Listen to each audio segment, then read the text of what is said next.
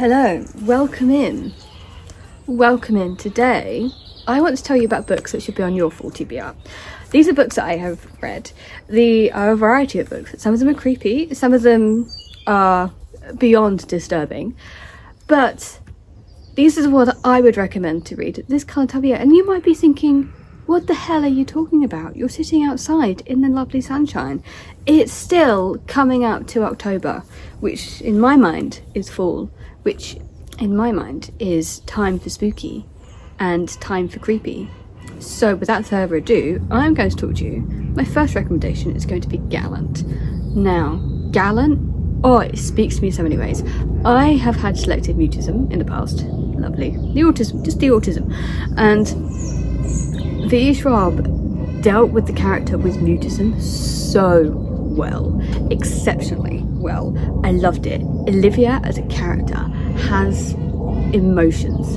She shows herself being frustrated when people ignore her in the room, because not that they're doing it intentionally, because they will talk to her, but they could be having an argument, and because she can then not contribute to said argument, she gets frustrated and angry, and she might swipe with her hand, she might knock something off the side, make a loud noise because she cannot shout, and it's reminding everybody else, I am here, and I love it.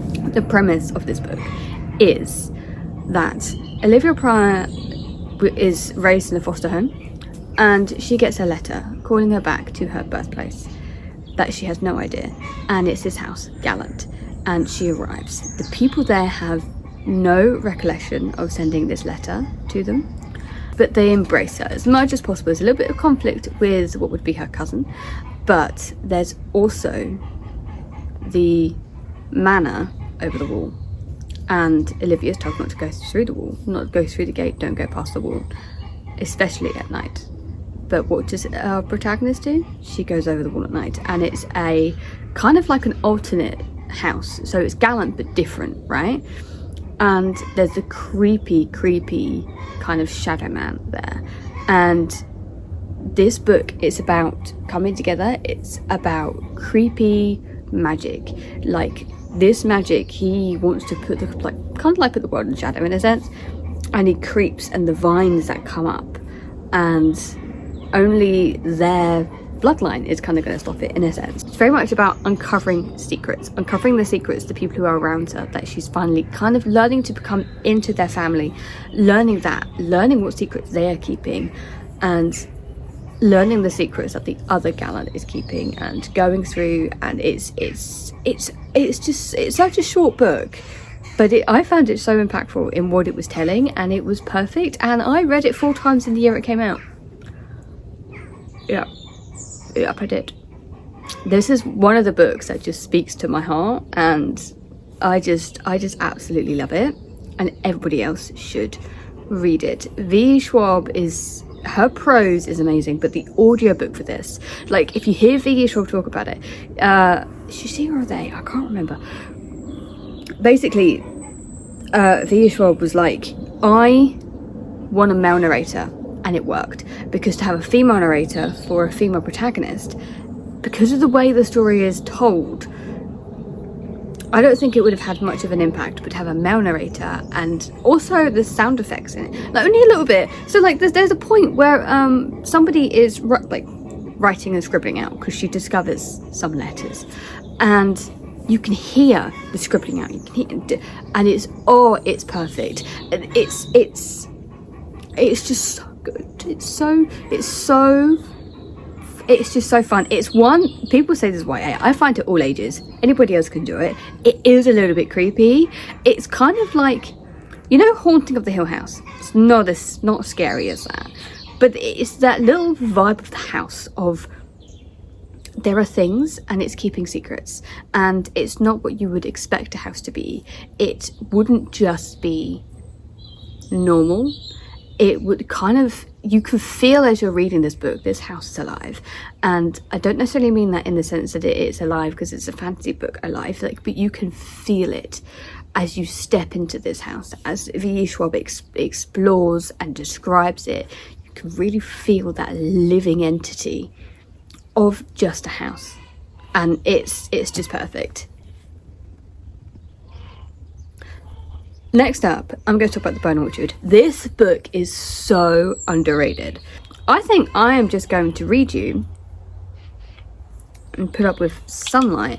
I think I'm just going to read you the synopsis because this explains it far better than I ever could. Charm is a prisoner and a survivor. Charm tends to the trees and their clattering fruit for the sake of her children, painstakingly grown and regrown with its fruit. Shame, justice, desire, pride, and pain.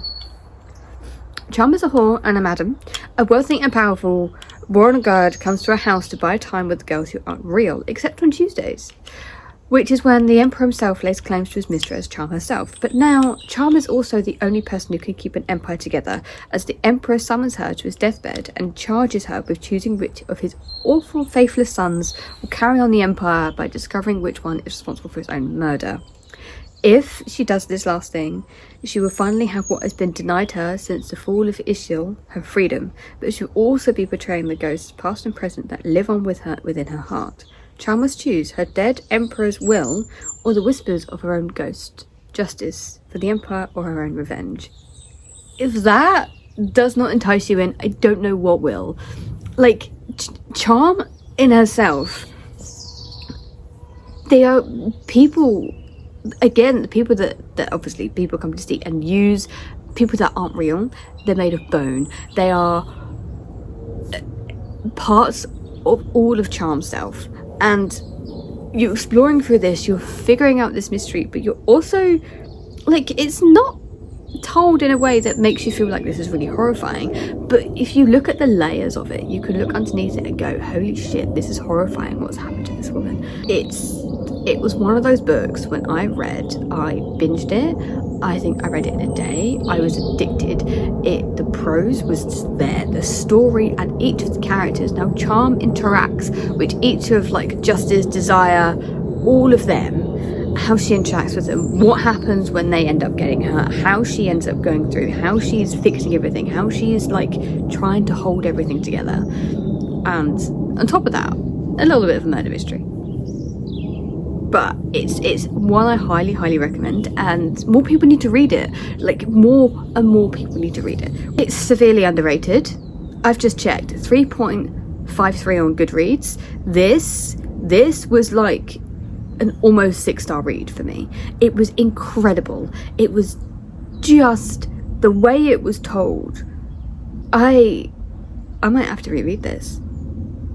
I really might have to reread this. This, one of the best books, the best standalones I've ever read. Now, kind of going on a similar theme, A Diary of Blood. Everybody's heard of Dracula. Everybody knows Dracula. You might have not read the original work, but you've heard of Dracula. This is told from one of his wife's POV. I believe it's kind of second person. It works.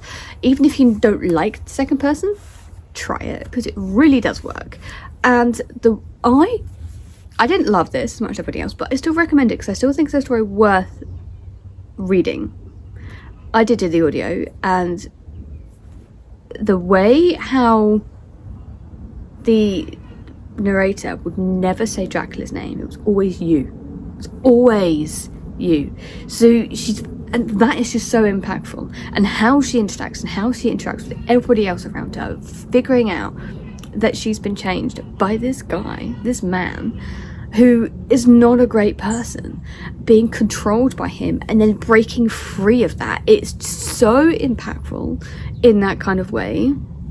And obviously it's urban fantasy, but it's very, I really felt that fantasy-esque, like not so much of the urban, because probably because it's more historical, but I felt it. I felt the characters, and it was definitely worth a read. I enjoyed it. It's not something that I was very much like always reaching to pick up. It was one of those books that I enjoyed it where I read it. I'm pretty sure I read it in a day. I just did the audio. But there's so many people out there who praise this book, and I can definitely see why. And it's just, there was just some sort of things that I don't know, it could have been my mood. It wasn't quite that massive holy shit 5-star read for me. But I still really enjoyed it, and I still would recommend you try it out, because you may be different to me and find this one of the best books out there, because a lot of people do. I'm not saying it's a bad book.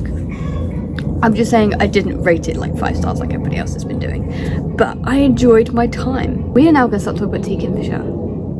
everybody knows Tea Kingfisher. So the Bone Orchard and Nettle and Bone was kind of floating around on Instagram and TikTok around the same time, and they are similar in kind of vibes, similar in the fact that men are just men, similar in the fact that creepy kind of vibe you get. But Nettle and Bone is kind of cozy, like not cozy as in like a cozy book, but I do get like a kind of feel to the coziness of it. Our protagonist, Mara, she is in a convent, but she has witnessed for years and years and years her sisters being abused by the prince, and no one is going to save her sisters apart from herself. So she takes it upon herself. This is again a 30+ woman who's mainly lived in a convent all her life, going on this quest, and to achieve her goal, she has to perform these tasks. And it is kind of like a quest fantasy, but it's different. Trust me, it's different. On her quest, she gets joined by a strapping former knight, a grave witch, which love her, a fairy godmother, and a demon-possessed chicken. You heard me right, a demon-possessed chicken, which one of the best characters in this novel, not gonna lie. I want more demon-possessed chickens. I want more like bone-created dogs. I want just everything. Just give me the lot.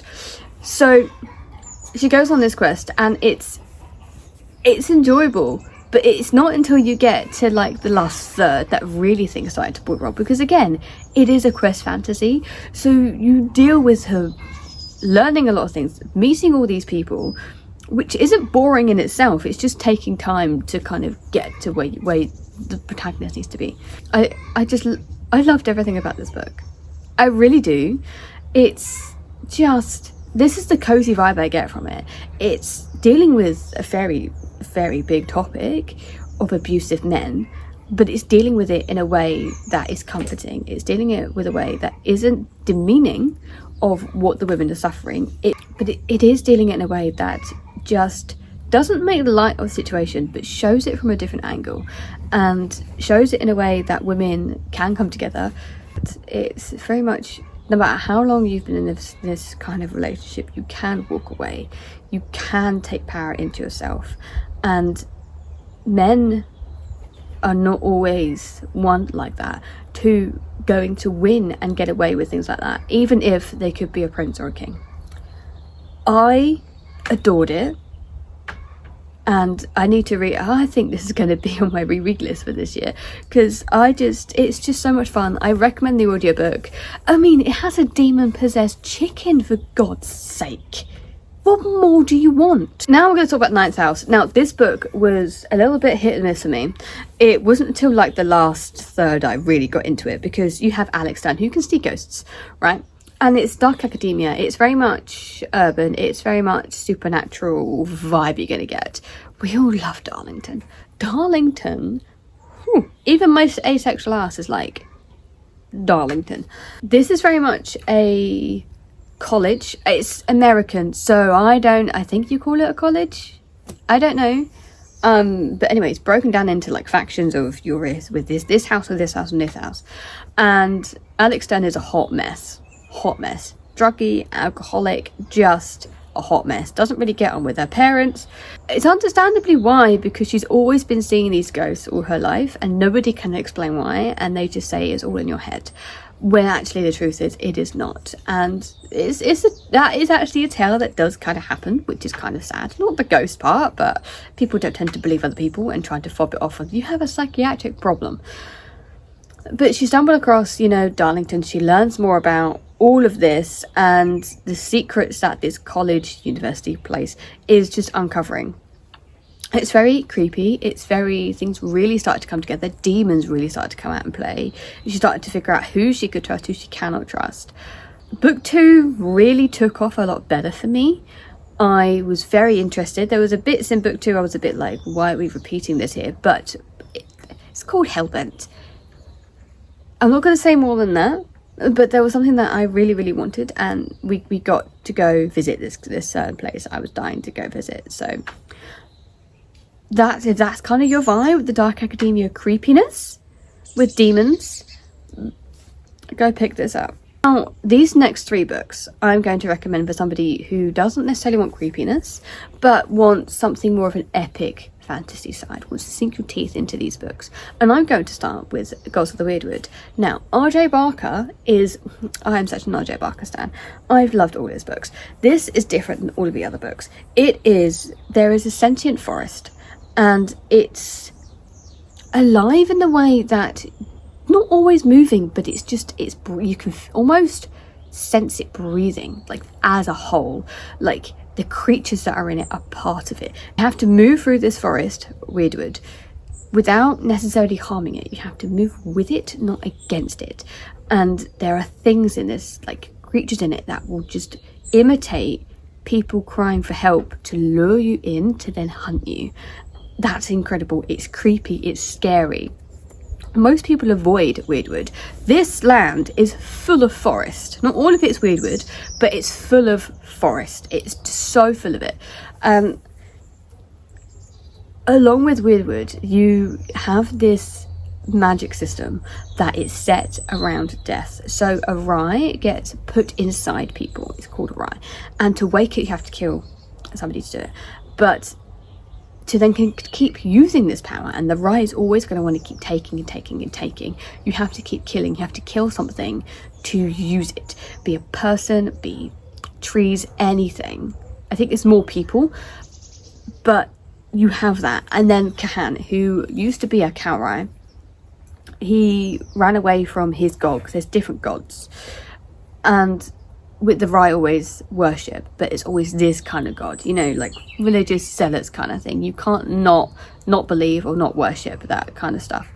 And he ran away, and people thought that he was dead, but he wasn't. He was alive, and he wants to live on a farm on his own with no people, and I totally get behind that. But they obviously discovered him, and that's when the plot kind of unfolds. The characters in this are very deep and compelling in a different way than what I'd say would be my usual word for compelling.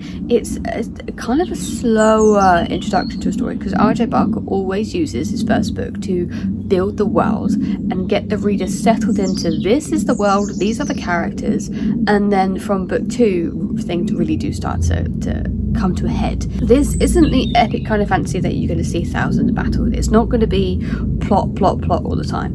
It's going to be character moments that are going to affect the plot here, and it shows you how deep Weirdwood is. It shows you the government body, the Rye, how corrupt they can be, and it's multi-PV, and it shows you little things, there's twists, there's secrets woven without.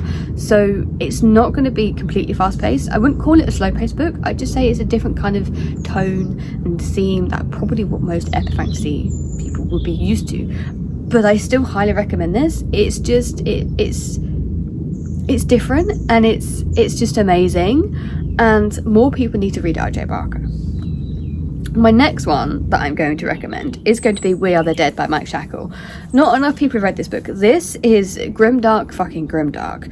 This gets so horrifying, and again, you're fighting against the government body. Like, the first chapter opens of like, you have these people who are very into fighting. Like, that's their culture, is fighting, and they are overrun by these other people who are again religious zealots. And there's this one character who I hated at the beginning. By the end of the book, I loved her, and I was like, how the hell is this happening? Because she was so anti against fighting, so like a coward, basically, like a Sam Tarly from Game of Thrones. So much of a coward, and she would run and run. Bear in mind, she grew up with this kind of like fighting culture, and if you're not in that and you can't do it, you're kind of shunned. And her father happens to be one of the leaders, and these people all got overrun. They all got suppressed, taken, slave. I don't think they're slaves, but there was so much of oppression going through. People trying to struggle to survive, to live through all of this, to try and again fight back, but in more of a revolutionary way. And this is kind of how everything's going. And then she is corralled into, this main character who's a coward, is corralled into helping this child who happens to be an heir to the throne, one of them, because her family escape and gain kind of freedom to sort of stop these religious zealot body people controlling everything, and everybody's hunting for this child and she's trying to protect this child. And it kind of goes from there, but there's more to it than that. There's more revolution, there's more grittiness that comes down from this, and it's just an underrated series.